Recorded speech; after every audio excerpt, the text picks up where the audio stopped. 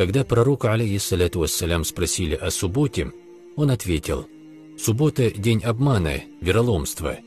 В субботу курайшиты собрались на совет, строя козни против пророка, саллаллаху алейхи вассалям. В субботу, воскресенье и во вторник нежелательно кроить одежду. Пророка, алейхиссаляту вассалям, спросили о воскресенье, и он ответил: «Воскресенье – день, когда сажают деревья и строят дом. В воскресенье Всевышний Аллах начал сотворение мира. В одной из версий говорится, что в этот день был создан рай и посажены райские деревья». Пророка, алейхиссаляту вассалям, спросили о понедельнике, и он ответил: «Это день путешествий и торговли. В понедельник пророк Шуайб, алейхиссалям, вышел в путь, и в понедельник он получил прибыль от торговой сделки». Пророка, саллаллаху алейхи вассаляма, спросили о вторнике, и он ответил: «Это день крови, день кровопролития. Во вторник появились месячные у нашей праматери Хавы. Во вторник же сын пророка Адама, алейхиссалям, Кабиль, убил своего брата Хабиля. Были убиты пророк Джарджис, пророк Закария и его сын пророк Яхья, мир им. В этот день Фир'аун казнил своих колдунов за то, что они уверовали в пророка Мусу, алейхиссалям. Также в этот день Фир'аун убил свою жену Асият за то, что она уверовала в пророка Мусу, алейхиссалям. В этот день сыны Израилева зарезали корову. Пророк, саллаллаху алейхи вассалям, запретил делать кровопускание и ставить банки в этот день и сказал: «В этом дне есть один час, определенное время. Если кровопускание совпадет с этим часом, то кровь не остановится, а если и остановится, человек может умереть». Во вторник Всевышний Аллах изгнал из рая и сбросил на землю Иблиса.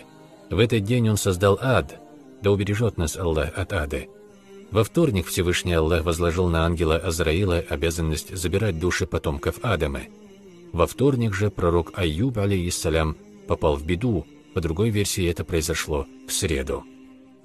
Пророка, алейхиссаляту вассалям, спросили о среде, и он ответил: «Это день, когда случается несчастье». Причиной сказанного было то, что в этот день Фир'аун вместе со своими людьми утонул в море. Были уничтожены народы Ад и Самуд и народ пророка Салиха, алейхиссалям. В действительности, для мусульманина несчастным, лишенным благодати, является день, когда он совершал грехи, вел себя плохо, каким бы он ни был днем недели, а день, когда он вел себя хорошо, хороший. Да одарит Аллах умма Мухаммада, алейхиссаляту вассалям, содействием в совершении благих дел. Не следует стричь ногти в среду. Сказано, что от этого может возникнуть проказа. Некоторые алимы считают, что в среду нежелательно посещать больных. Также сказано, что мольба, прочитанная в среду после обеда до наступления времени предзакатного намаза, принимается. В среду, в упомянутый промежуток времени, была принята мольба пророка, алейхиссаляту вассалям, против племени, собравшихся на войну с ним.